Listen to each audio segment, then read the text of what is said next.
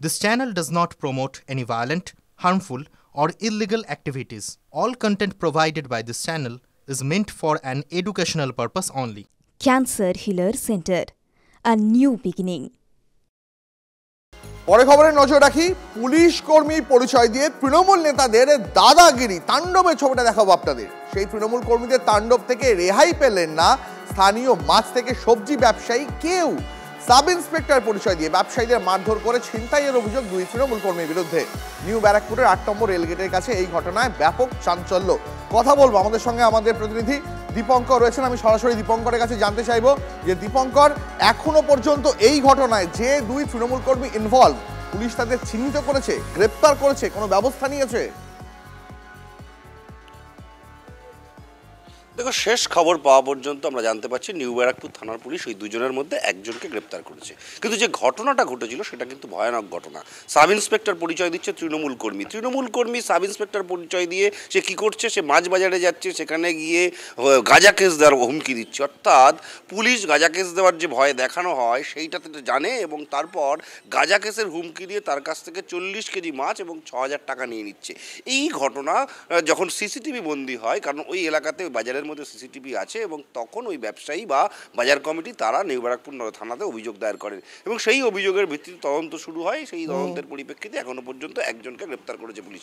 কিন্তু প্রশ্ন হচ্ছে, কারা এরা? তাদের বাড়ি আসলে নিউ ব্যারাকপুরের এই ৮ নম্বর রেলগেটের আশেপাশে নাকি আরেকটু দূরে? তারা কেন এরকম করলো?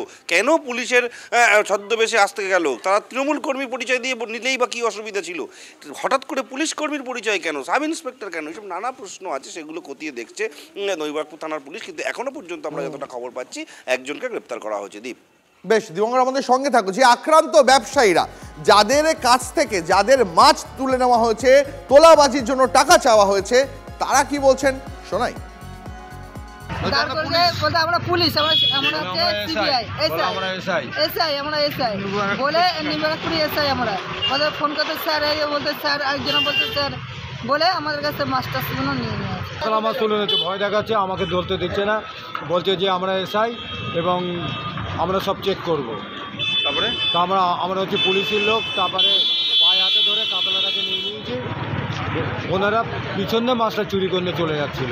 চিহ্ন মতো পাশে ভিডিও ফুটেজ দেখা হয়েছে এবং থানায় মোটামুটি কমপ্লেন করা হয়েছে। আমাদের ব্যবসায়ী সমিতির থেকে মাছের ব্যবসায়ী সমিতি আছে, মোটামুটি কমপ্লেন করা হয়েছে। এখন দেখা যাক পুলিশ কী ব্যবস্থা নেয়। তৃণমূল কর্মীদের তাণ্ডবের ছবিতে দেখালাম, এর পাশাপাশি গতকালই আপনাদের দেখিয়েছিলাম মালদার ঘটনা। সেখানে 3 জন গুন্ডা সিভিক ভলেন্টিয়ার, তারা গাড়ির চালকের কাছ থেকে টাকা চায়, টাকা চাওয়ার না দিতে চাইলে মারধর করা হয়। এই ঘটনা সিসিটিভি ফুটেজও কিন্তু গতকাল আপনাদের দেখিয়েছিলাম, তার একদম ভাইরাল ভিডিও দেখিয়েছিলাম আপনাদের।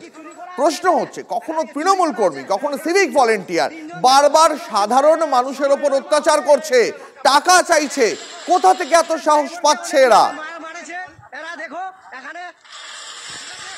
দেখাচ্ছি আপনাদের আরো একবার। গতকাল মালদায় সিভিক ভলেন্টিয়ারের দাদাগিরি, গাড়ি চালকের কাছ থেকে টাকা চাওয়ার অভিযোগ, টাকা না দিতে চাইলে বেধড়ক মারধর করার অভিযোগ উঠেছিল 3 গুন্ডা সিভিক ভলেন্টিয়ারের বিরুদ্ধে। এবং TV9 বাংলা লাগাতার এই খবর দেখানোর পর সেই 3 জন সিভিক ভলেন্টিয়ারকে কিন্তু বসিয়ে দেওয়া হয়। কিন্তু প্রশ্ন হচ্ছে যে কখনো তৃণমূল কর্মী, কখনো সিভিক ভলেন্টিয়ার, তারা সাধারণ মানুষের ওপরে যে অত্যাচার চালাচ্ছে, টাকা চাইছে, টাকা না দিলে মারধর করছে, এত সাহস তারা পাচ্ছে কোথা থেকে?